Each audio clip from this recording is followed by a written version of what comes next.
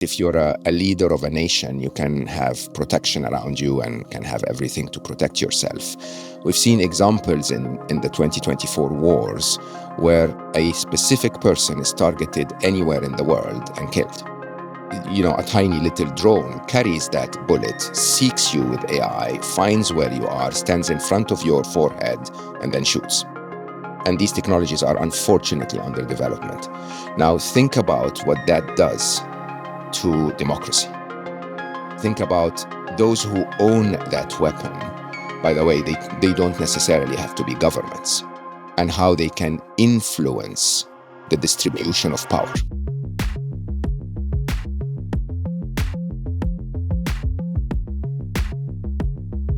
Mo, where does this podcast find you? I'm in Dubai today. I am battling with the surprises of February so far, and enjoying every bit of it. Well, let's start there. Surprises of February. What are surprises in February from an individual such as yourself in Dubai? Dubai is wonderful in February, but we occasionally remember last year we had this incredible flood. That was really, really quite, and just a couple of days ago, we had a bit of rain that sort of like triggered the same fears. But of course, the real surprises were DeepSeek and the responses in the market and how the world, I feel overreacted a bit and then underreacted a bit, and life. Life, there you go. I hear you. So, let's bust right into it. The last time you were on, I think it was about a year ago, and you're sort of our go-to with this mix of spirituality and deep technical domain expertise. And we were talking, as you might guess, kind of our need to control the response to AI. Give us what you think the kind of current state of play is in AI, given some of the recent developments, and how that may have influenced, or did it influence, your worldview or your predictions around or thoughts around the future of AI? You have to imagine that the short history of what I normally refer to as the third era of computing, basically the 2 years between the time when ChatGPT came out and today, that short history was a pace that humanity has never, ever seen before. I think you've seen what I used to refer to as the first inevitable, where basically everyone is in a prisoner's dilemma, don't want the other side to win, so everyone's competing, throwing everything on it, at it. And basically, you'd get releases of new technology that are sometimes separated by weeks, if not months at most. And I think what most people don't recognize is that at least within the areas where we invested, we have made massive stride on tech. So when it comes to the march to AGI, if you want, which I think humanity will continue to disagree about for a while, because we don't really have an accurate definition of AGI, is still steady and very, very fast, right? So we're going to get there. My prediction is we almost have already gotten there. And that, when it comes to linguistic intelligence, they've won. They're winning in mathematics, they're winning in reasoning, and everything we will pour resources on, they will get to become better than humans. So it's just a question of time, really. The part that hasn't changed in my mind, Scott, which now I think is very, very firm and much more accurate, if you want, is that the impact on humanity in the short term is going to be dystopian. And that has nothing to do with the existential risk that people speak about with AI. It has a lot to do with the value set of humanity at the age of the rise of the machines. Basically, unelected, influential powers making decisions on humanity's behalf in ways that completely determines how things happen, leading to massive changes in the very fabric of society, and basically paying to an agenda where I tend to believe we will end up with very few big platform players completely in bed with governments, completely feeding on hunger for power, hunger for wealth, and sort of depriving the rest of us of the freedom to live the life we live. I can sort of so I summarize this in an acronym that I made, seven changes to our way of life. I call them face RIPs, and we can go into them in details if you want. But basically, I see this as inevitable. I see that the short-term dystopia is going to be upon us very, very soon, just because the massive superpower that is at the disposal of agendas is going to be in play very, very quickly. You said unelected officials that are reshaping society. Are you talking about Sam Altman, Elon Musk? Who are you referring to? 100%. I mean, with all due respect, why is my life being determined by Sam Altman? We all had an accord, unwritten rule, if you want, that we won't put AI out in the public sphere until we feel that we've tackled safety or alignment or ethics, if you want, all wonderful dreams to have. Sam Altman, very soft spoken, comes out every now and then and says, this is the priority of what we believe in. But in reality, it's a publicly traded company creating billionaires. Everyone's rushing very, very quickly. Yeah, it's all about the money. And, if you and I have lived in the tech world long enough to understand that that all you need is a very clever PR manager to craft a message that is almost exactly the opposite of what you focus on every day. But you say it over and over until you yourself believe it. The truth is, the world is not ready for what is about to hit us. Whether you take the simple things like the economics of the world and how they will change as a result of AI, all the way to the change of the dynamics of power and the resulting deprivation of freedom, all the way to how the economics of the world are going to change, and how the jobs are going to change, and how the human connection is going to change, and how our understanding of reality is going to change. And these are decisions that are not made by us anymore. Think about it this way: Spider-Man's with great power comes great responsibility. We've disconnected power from responsibility. There is massive, massive power concentration concentrated in hands that do not answer to anyone. So I 100% agree with you. The idea that everything from which buildings are these targeted bombs, bomb first, what our perception of our government, election strategies, all of these things are now being decided by algorithms programmed by a very small number of people. That creates, I think, a lot of concern. The Steelman argument is that if we don't iterate around the public's usage of these things, that other entities will leap ahead of us, and their intentions are even more malicious than ours. That while capitalism perverts things, at its heart, it's not malicious. It might be indifferent, but it's not malicious. And the fear is that if we let other entities run unfettered with AI, in the sense that it becomes the Wild West and the public provides feedback and these models leap out ahead of ours, that ultimately the trade-off between a capitalist motive is worth it relative to letting other societies get out ahead of AI. Respond to that argument. I find that this is a very valid argument if you think of the short term. If you think of the long term, it could lead to a very dystopian place. Allow me to explain. A competitive arms race, that basically says if I don't build the nuclear bomb first, someone else will build it, does not necessarily lead to a world where you're the only one that owns a nuclear bomb. As a matter of fact, it leads to a world that has more than one owner of nuclear bombs. And I think what you saw from DeepSeek, for example, is a very interesting result that comes out of, okay, we're going to consider this a war. We're going to compete against the other people. We're going to apply sanctions. We're going to try to limit their ability to progress. And what do they do as a result?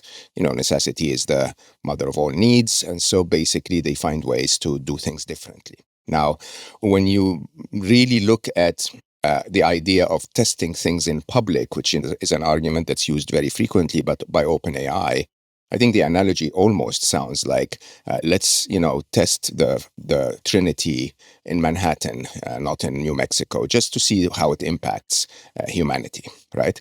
That's not how you do things. The way you do things is when you are uncertain of the outcome. You normally can test it in ways that are much more contained. But that's this genie's out of the bottle long ago, because the truth of the matter is that everyone is racing already. The other outcome, believe it or not, and I say that with a ton of respect, is that yes, the U.S. might lead, the arms race, or China. You'll never really know. It might be OpenAI, or it might be Alphabet. You'll never really know. But the problem with that is that a polar world where such concentrated power is not a fair world either. It's not a fair world to the world, but it's also not a fair world to most Americans. And I think that's what most people don't recognize, is that you eventually, sooner or later, as more and more power is concentrated in the hands of very, very few, which is the only way the U.S. can beat China, if you want, in this technology. Those very few eventually will turn on the American citizen and say, you know what, you're not really bringing any productivity. We care about maximizing the same target we've been chasing so far, more power, more wealth, and you're standing in the way. And I think you can see that in the American society very, very clearly today, before AI takes over. The only answer, in my view, believe it or not, which I know sounds really idealistic if you want, is a mutually assured destruction conviction.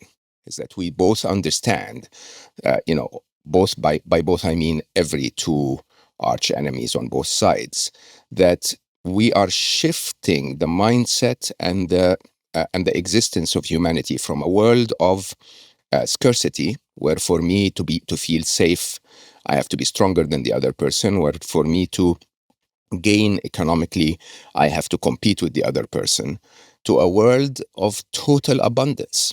I mean, we spoke about this last time we met, Scott, and my definition of the current age of AI is what I call the intelligence augmentation. So we're now augmenting human intelligence with machine intelligence in ways where, if I can lend you 250 IQ points more, imagine what you can invent. Right? And I say that publicly all the time. I dare the world. I say, give me 400 IQ points more, and I will harness energy out of thin air. So why are we competing if that's the possibility ahead of us, when the competition, drives us to a point of absolute mutually assured destruction? It strikes me when we talk about mutually assured destruction, it strikes me that the two entities that would have to come to some sort of agreement around regulation or a pause, or it would be the U.S. and China. And I'm sure there's other entities, but those are the lead dogs, right? Do you think it's realistic that the Chinese would be sympathetic to this argument, and that there's enough mutual trust to say, look, we got to, I don't want to say slow down, but put some of this behind wraps, share with each other? I mean, this was sort of Oppenheimer's initial vision, that we share this technology and say, okay, when one gets too far out ahead of the other, that's a problem. We need to control it together and realize that if one gets too far out in front of the other, the temptation to destroy the other is too great, at which point that person will destroy it. We'll make sure they can strike back in some limited fashion. Do you think it's realistic? And maybe realistic or not, it's something we've got to do, that we try and strike some sort of treaty with the CCP and China? It's not realistic in the current political environment, unfortunately. The current geopolitics of the world is heating up more and more. But it wasn't realistic in the case of Russia and nuclear weapons either. By the way, I am not for slowing down at all. I'm actually for speeding up all the way, but speeding up in a direction that is not competitive, but rather for the prosperity of the whole world. I mean, at the end of the day, Scott, again, give me 400 IQ points more, and I'll solve every problem known to humankind. And this is quite straightforward, really. You and I have both worked with incredibly smart people, and you understand what the difference of 100 IQ points means, right? Give me better reasoning, better mathematics, better understanding of physics, and I can do things that humanity never dreamt of. And this is a promised utopia that is at our fingertips. So I'm not saying slow down. I'm simply saying there is no point to compete. The issue that is facing our world is not a problem of technology that's moving too fast. Technology has always been good for us, right? It's a problem of trust that if the other guy gets the technology before me, I'm in trouble. And that trust is not established in the lab. It's not established in the data center. It's basically established with the realization that we can create a world of absolute total abundance. Total abundance. I could know every piece of knowledge that ever existed. I know you well, Scott. I know how big of a dream this is for people like you and I who love to learn, right? And I can use that knowledge in ways that will make me richer. But how many Ferraris does anyone need? I think this is the challenge we have. The challenge is, the founders. By the way, I don't believe this is a question of money for the founders of AI startups. I think this is a question of ego rather than greed. I'm the one that figured it out first. I'm the one that, provided this amazing breakthrough to humanity. But if you look back just 150 years at the king or queen of England, they had a much worse life than what anyone today has. Anyone in any reasonable city in the US today has air conditioning, has transportation, has clean water, has hot water, has sanitation. So we're getting to the point where more doesn't actually make any difference anymore. It is a morality question of, can we just shift the mindset to abundance instead of scarcity? We'll be right back. Stay with us. Support for Prop G comes from 1-800-Flowers. Roses are a classic way to say I love you, and since Valentine's Day is coming up, you might want to start thinking about how you're going to celebrate it. You can gift a beautiful bouquet to a special person this year with the help of 1-800-Flowers.com. They offer stunning, high-quality bouquets, and each one is crafted with roses picked at their peak and cared for every step of the way. They're shipped fresh to ensure lasting beauty. And right now, 1-800-Flowers has a special offer. When you buy 1 dozen, they'll double your bouquet to 2 dozen roses, so you can get double the roses for free. Our own producer, Claire, ordered from 1-800-Flowers, and she thought, Claire, bomb in here. What did you think? What did you think of those flowers? They're the best roses I've ever received. They're beautiful. So happy to get them. There you go. Their bouquets are selling fast, and you can lock in your order today. Win their heart this Valentine's Day at 1-800-Flowers.com. To claim your double your roses offer, go to 1-800-Flowers.com/ProfG. That's 1-800-Flowers.com/ProfG. Do you think sequestering China from our most advanced chip technology was a mistake? 100%. That's the biggest mistake ever. I mean, since when did we, strategically, as I said, of course, the two big sanctions that America did in the last, few years were, backfired massively against America. The move against Russia, basically got a lot of people to try and de-dollarize a little bit. And the move against China drove China to become more inventive. It's as simple as that. But it is also a massive statement of, you know what, I'm going to try everything I can to beat you. And I don't know how to say that in a polite way, but I've gone the first time to America in the 70s, and it blew me away. It was a world apart from anywhere else in the world. I get that feeling today when I land in Shanghai. It's not an easy fight. It's not a determined fight. Let's say 70s, 80s, 90s, definitely, post Berlin, the US could do whatever the F they wanted in the world. I don't think it's as easy a slam dunk as it has been in the past anymore. I think America needs to recognize that when you win, it's going to be through strategies like what Trump is talking about by increasing defense, spending even further than where it was, loading the American debt clock even further than it is loaded.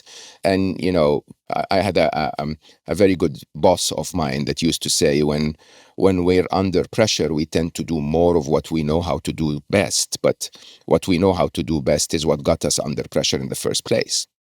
And I truly and honestly think that, imagine a world where there is an agreement that America adheres to, by the way, that basically says, let's just deliver that world that everyone's dreaming of. Deliver a world where there is no need for you to attack me. I think of a little bit of this. How I would couch some of your comments is you think we're entering into what I'll call an age of equivalence. I don't know how to. My semantics might be off, but I think of America was able to develop and sustain certain competitive advantages. Manufacturing, mostly because the German and Japanese infrastructure had been leveled, then a services infrastructure, and then a technology, whether it was because of IP, risk-taking, multiculturalism, and we were able to maintain 1, 2, 3 decade leads and find the next thing and establish more prosperity and create and consume a disproportionate amount of the world's spoils. And tell me if I'm saying this correctly, you now believe that our competitive advantage around these things is shrinking from 30 years to 30 days. So it sort of should bring on this incredible age of cooperation, and we should stop deluding ourselves that we're going to be able to get out ahead and win. Is that an accurate summary of what you're stating? That is a very accurate summary. That it's still possible for the U.S. to win. I think the most important competitive advantage that you may have not mentioned here is that money has always been free for the U.S. Right? You had the ability to print money to create amazing wealth that got reinvested wisely and sometimes unwisely. Unfortunately, I think we're in a time where $500 billion on Stargate is sounds unwise, right? But at a point in time, it was a no issue. It's like, okay, if this is what it takes to build the infrastructure, we'll do it. What I'm attempting to say here is, it's not that the U.S. has lost the capability to crush other nations on whatever full spectrum dominance that the U.S. has been attempting to achieve for years. It's that other nations have grown an ability to resist, right? And that the more the U.S. is becoming I worked my entire life in corporate America, so don't take that as an attack to the American approach at all. I'm basically saying that the more America will bully the world, the more you'll get responses like DeepSeek across the world. Where people are simply going to say, you know what, we don't like this anymore. I will openly say I don't like the fact that there is a small chunk of whatever money I made anywhere in the world that was somehow handed to America because of the US dollar dominance. Right? I don't feel, as a wealthy man, I don't feel that this tax, if you want, on all the money made everywhere in the world, that this export of inflation to everywhere in the world is a just setup for all of us to succeed. And so you can see across the world, actions from Japan, from China, from Russia for sure, that is basically attacking the US where it becomes painful, which is the US dollar dominance. It's not going to go away anytime soon, but it makes things a little painful. And it is, in a typical environment, the US would say, you know what, I'm going to crush you. I'm strong enough, and you are strong enough. I'm going to apply tariffs, as Trump would say, and make sure that nobody has access to my wonderful market. Yeah, makes sense. It does make sense, but it also causes pain on the US side. Right? And it comes from a mindset of, we're still competing for limited resources, where the world was made up of metals and minerals, and power was acquired by weapons. I think we are on the cusp of a world where everything is possible. Just understand that from a difference of manufacturing point of view, right? With enough understanding of nanophysics and an understanding of a level of intelligence that helps us bridge the remaining bits of nanophysics, we could manufacture things out of thin air, just reorganizing molecules of air, right? Instead of competing for minerals and resources. And this is at our fingertips. It's years away. There is a need for a mindset change. I always like to pause and double click on, or at least cement and highlight what I think is real striking insight in the notion of an inability to sustain an advantage. And all it does is create fear and weaken relationships and make one side more likely to strike while they're ahead, and create workarounds because they're, nothing creates innovation like war and the threat of survival, right? And what also really resonated was, and I've been saying this, I think Sam Altman is Sheryl Sandberg with hushed tones. Sheryl Sandberg was weaponized her femininity, her charm, her maternal instincts, gender, the important conversation around gender, to basically take what was a company that was creating rage, making our discourse more coarse, depressing our teens, and make it seem more palatable, to basically rub Vaseline over the lens of pretty mendacious behavior. And I feel like Sam and his hushed tones and that's a real concern. Senator, I'm worried too. Meanwhile, I'm about to raise $40 billion at a $350 billion market cap. I mean, it's just, I have been to this fucking movie before, and we are falling for it again and again. And so I want to propose something and have you respond to it. And this is literally, you just inspired this thought. Similar to the way we have the UN or NATO, we have a new organization, and the two founding members are China and the U.S., and it's total open. There's offices in DC, Silicon Valley, Shanghai, and Beijing. Every room, every team has a mix of U.S. and Chinese scientists, regulators, such that it's almost impossible to hide anything. We're all working on the same damn thing, and we're trying to solve the world's most difficult problems: food distribution, health, poverty. We're working together, but we're also making sure there's a very, very thick layer of supervision and enforcement such that we are constantly testing how would you make bioweapons, and then we're sending our crawlers out to see, is anyone working on this that we don't want working on this, and we together try and create, like what Interpol was doing, where we had multilateral cooperation around the drug trade and arms shipments. But we have this multilateral organization that says there total transparency. And our job is to dole it out where we see the most opportunity to increase stakeholder value. And the stakeholders are all 7.5 billion people on the planet.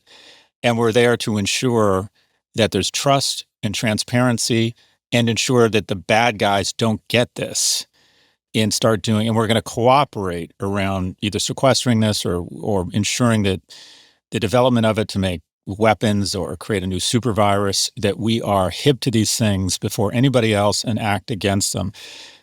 With that type of organization, do you think that's possible? And in your mind, do you think that has merit? That would be a dream. I mean, let me just double click on a very important comment that you said there at the end. What both parties are unable to recognize while they are putting their heads down and competing with each other is how many bad guys are putting their heads down in silence and working against both of them. The thing about AI is a massive democracy and massive set of open source. Once again, because of the speed of this thing, it took Linux tens of years to actually be, at least around 10 years to be established. It took massive open source models weeks to be established, right? And so there is access. Anyone today can download a DeepSeek,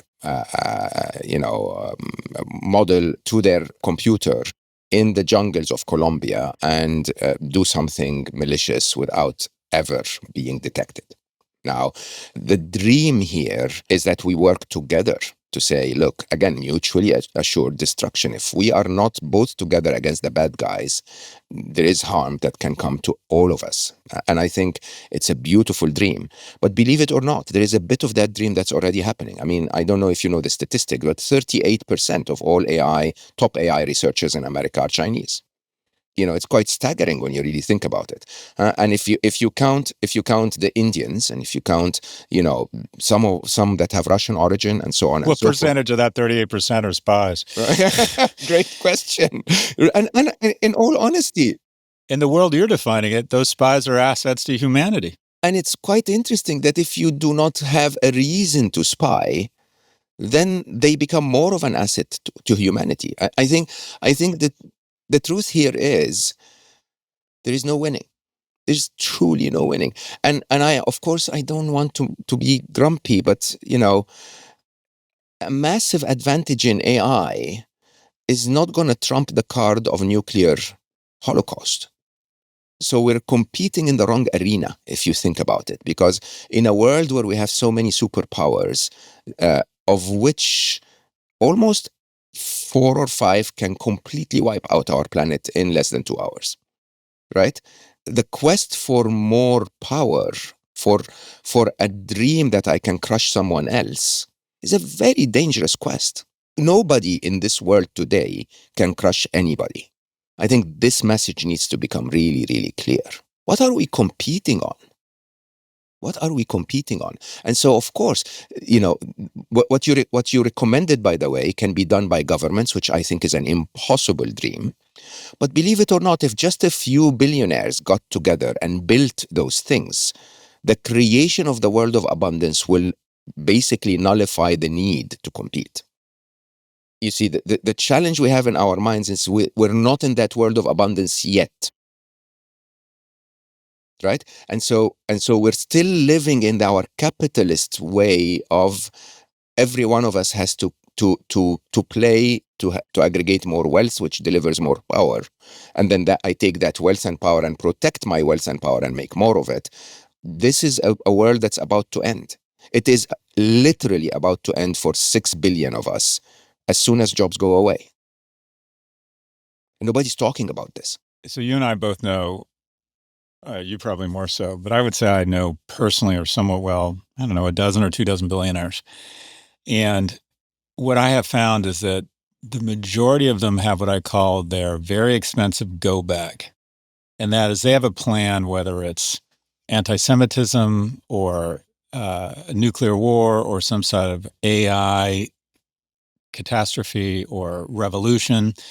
And they have their Gulfstream 650 ready on a moment's notice and pilots and their bunker in New Zealand.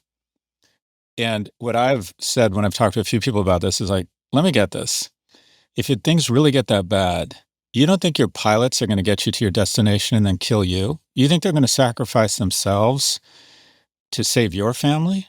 You don't think that everybody else is going to figure out where the billionaire bunkers are and come and take care? I mean, it's such a ridiculous, I feel like it's not only a stupid thesis, it's an unhealthy one, because they're under the impression that their money can buy them a ripcord, a way out. And they can't. And so shouldn't you be focusing all this energy on making sure that we just don't get to that point? Colonizing Mars? Well, here's an idea. Take your immense talent and capital to make this place a little bit more fucking habitable, because you're not going to want to live on Mars. Mars is an awful place. You don't want to be there. That's worse than death. That's not space exploration. It's space execution. Isn't this, I mean, don't we have a real virus? It's almost like capitalism collapsing on itself, where we get so caught up in our self-worth and our masculinity and our power around the number, and we see this way to $1 billion, 10 billion, $1 trillion, which will increase in the current age my worth as a human. Doesn't this require an entirely different zeitgeist? Endlessly. You see, both directions of this dilemma are quite interesting. One of them is, remember last time, I don't remember when we had a drink after the event, we spoke about the idea of what you can do with money. There is a specific, range of wealth where money makes a difference. If you've never driven a sports car before and you manage to get yourself a sports car, you go like, yeah, I made it. But then if you drive a real sports car and you know how annoying and fucking broken they are, and you know how you just eventually go like, I don't need any more of this. The problem is, the game of billionaire or multi millionaire is wonderful. Okay, it's a nice game, but it has no significant impact on gains that you can achieve as a human. You'll still sleep in one bed, and you can make it as fancy as you can, but it's still one bed. You can still drive only one car. There could be 600 other cars, 600,000 other cars in the garage, but you're still driving only one. And by the way, when you're a billionaire, you're not really driving it comfortably anyway, because you're targeted all the time.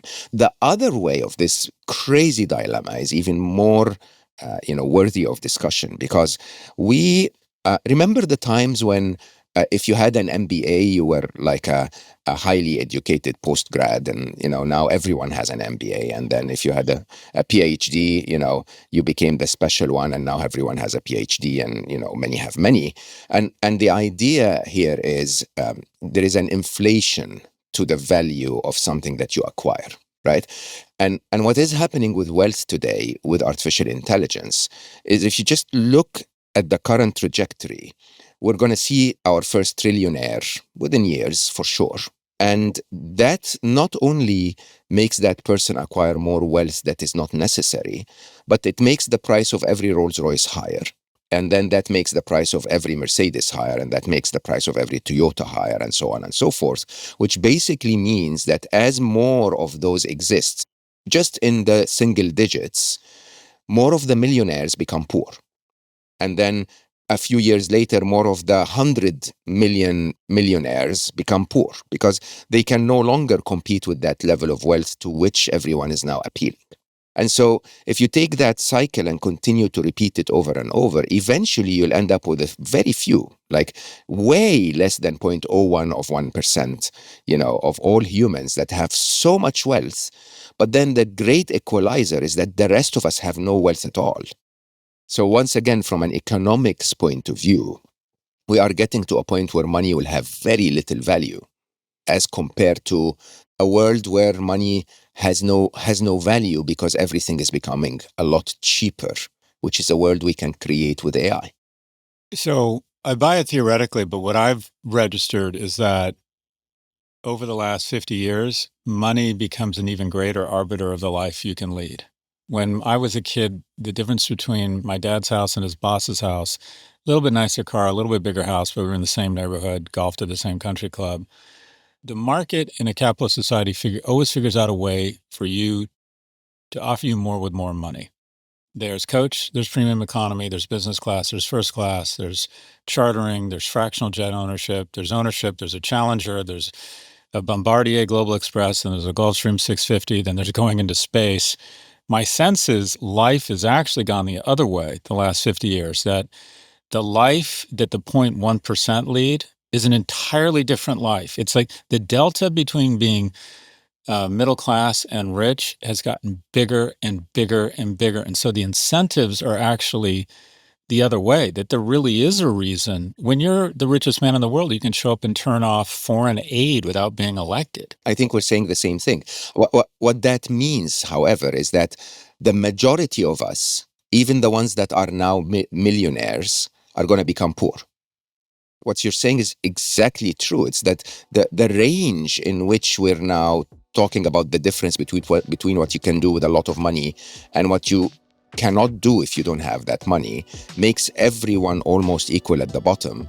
Everyone gets a reasonable car, but not a massively fancy car. Everyone, becomes equal as compared to those incredibly wealthy, if you know what I mean. We'll be right back. Stay with us.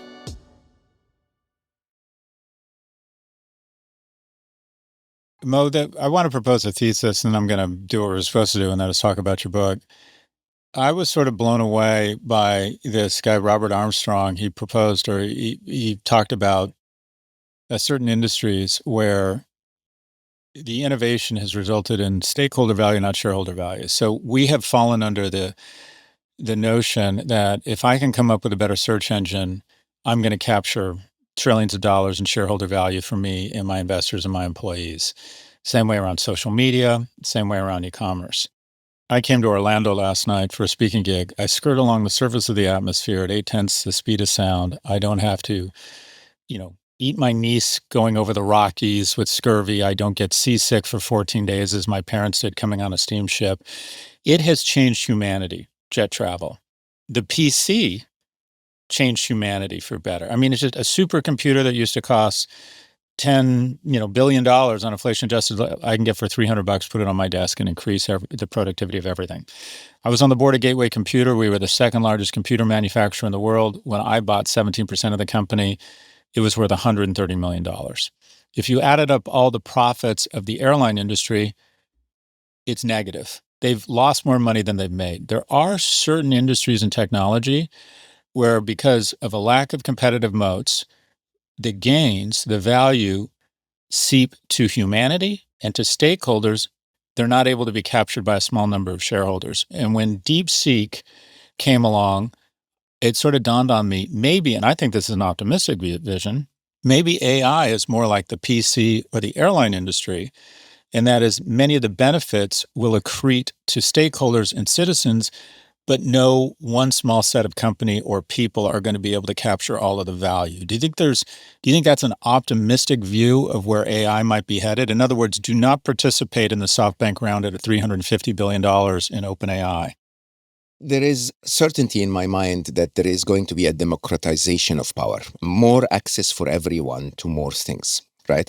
Unfortunately, if you take a power-hungry scenario in the recent wars of 2024 in the world, you got the ultra powerful, you got a concentration of power, some of it using AI, by the way, in terms of weapons that have massive impacts, but you also got access to drones that can be flown from a very far away distance and for $3,000 cause a lot of harm, right? And I think that dichotomy, if you want, that arbitrage between a massive concentration of power at the top and a democratization of power at the bottom is going to drive a very, very high need for control. Once again, I love the hypothesis or the ambition for AI to become that net positive to the world, because it's not really driving only profits to the top, which it will. But I think that the opposite direction of that is that when you have massive power at the top and you sense that the bottom has a democracy of power and that can threaten you at any point in time, you're going to have to oppress them. And so that will take away the benefits that the majority can get. And I give a very stark and maybe a bit graphic example. Think about a world, Scott, where a bullet could kill. But if you're a leader of a nation, you can have protection around you and can have everything to protect yourself. We've seen examples in the 2024 wars where a specific person is targeted anywhere in the world and killed. A tiny little drone carries that bullet, seeks you with AI, finds where you are, stands in front of your forehead, and then shoots. And these technologies are unfortunately under development. Now, think about what that does to democracy. Think about those who own that weapon. By the way, they don't necessarily have to be governments, and how they can influence the distribution of power. How they can ensure that whatever is created is directed in a way that's different than what would benefit the majority. Yeah, in every war, there's a new weapon that kind of changes the game. And I think people don't talk about this enough, but I think drones are the new weapon that's going to, I think about millions of self-healing assassin drones and AI, and the AI under the direction of some individual puts together a list of people who are not in the way of my wealth or my power, and those drones can be released at one of 1,000 different. You can really get very dark very, very fast here. So I'm going to try and segue out of this into something a little bit more positive. Is this the very first conversation where I am grumpier than you? Yeah. No, it's definitely grumpy old men. It's grumpier and grumpiest. But I do find I do. Whenever I speak to you, you like manage to distill something down to something understandable and actionable for me. I love the idea of this multilateral agency. I was thinking in a zero-sum game philosophy that we need to get out ahead. We need to develop AI. We shouldn't be shipping NVIDIA chips to China. I was part of that crew.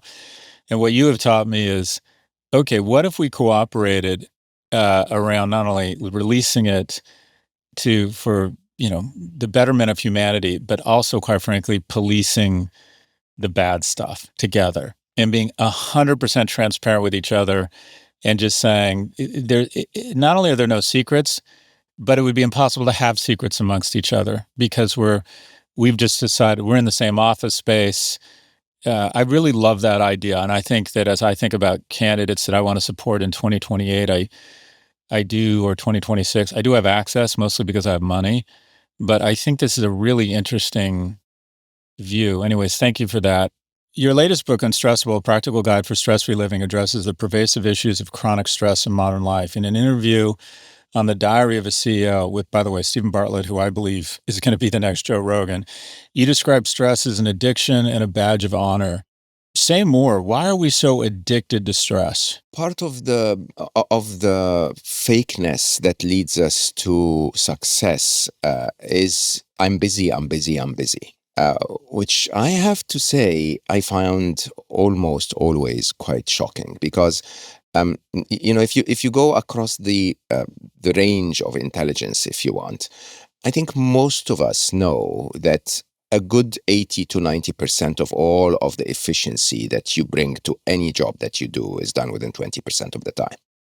But yet, part of your ego is I'm going to fill the other 20, the other 80% of the time with 20% work that's taking a lot of toll on me because it basically means I'm driven. It basically means, that I am maximizing my performance, maximizing my deliveries between waking up in the morning at 5 a.m. to run an Ironman and then, going in the evening to attend I don't know what and flying all over the world and so on and so forth. The truth of the matter is, this is a self-perception, a form of ego that says, I am doing amazing. Okay.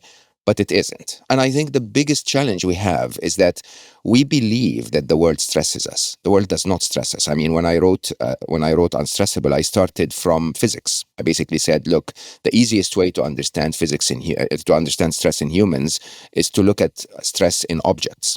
And the stress in object is the force applied to the object, but that is divided by the cross-section of the object, how much resources the object has to carry that force, right? And so typical reality of our life, especially the lives of busy executives who live in busy cities and so on and so forth, is that there will be multiple challenges and forces applied to you every day, but that the cross-section of you, your capabilities, your skills, your connections, your abilities, and so on, the more you have those and apply them properly, the less stressed you feel.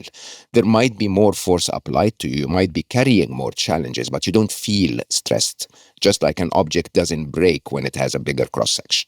And the reality of the matter is that part of the badge of honor is not that I'm carrying a lot of things. It's that I'm busy and I'm angry and I'm stressed and I'm this and I'm that. And I find that, honestly, yeah, and I worked with many people who are very successful, who appear to be that way and become very obnoxious and unloved by their people. And I worked with a few that were totally chill. I used to be the one that used to tell my sales team, I really think this pipeline is too wide. I really think you should focus on 30% of it and close it, rather than waste your time on things that you will not serve well. And in a way, you make more money that way. You become more successful that way. You get more, customer satisfaction that way. And the rest of the pipeline, you hand over to a different channel that does it in a way that's suited for it so that it doesn't stress anyone. How do we deal with stress in a more sustainable way? And as we wrap up here, are there any quick fixes? I feel that what we want to deal with is not stress. What we want to deal with is breakpoints. So we want to avoid breakpoints. And I think there are 3 breakpoints that happen to us in our world today. One is, of course, burnout. Okay. And burnout algorithmically is the sigma of all of the stressors that you're under, multiplied by their duration, multiplied by their intensity. And basically, most of the time when you burn out not because one big stressor is in your life, but it's because of the aggregation of all the little things, the loud alarm in the morning, the commute, the this and that. And then one little thing shows up on top of it and you break down. And so burnout to me is a question of a weekly review. Literally every Saturday, you sit with yourself, you write on a piece of paper everything that stressed you last week, and you scratch out the ones that you commit that you will not allow in your life anymore. You can either remove them from your life or make them more enjoyable. So if you have to be stuck in a commute or a long flight, take some good music with you, be healthy, and so on and so forth. The other break point, unfortunately, is trauma. Right? So basically, massive stress that happens in a very short period of time that exceeds your ability to deal with it, the loss of a loved one, an accident, being stuck in war or whatever, and so on. And this, unfortunately, is not within our hands, but believe it or not, it actually is not the reason for the stress pandemic of the world. So 91% of all of us would get at least one PTSD inducing, like the highest of all trauma, PTSD inducing event once in their life. But 93% of those will recover in 3 months, and 96.7% of those will recover in 6 months. And all of those will enjoy post-traumatic growth. So there is no worry about trauma, if you want. It's not within your control to prevent, but if you work on it, you'll recover. The third and the most interesting reason for stress, especially in younger generations today, is what I call an anticipation of a threat. Right.